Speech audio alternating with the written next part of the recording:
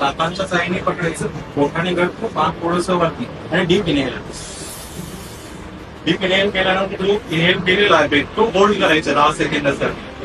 10 second झाले मनातल्या मनात मोजायला सांगा किंवा फिंगर काउंट करायला सांगा, त्यानंतर सावकाश नाकाने सोडायचं.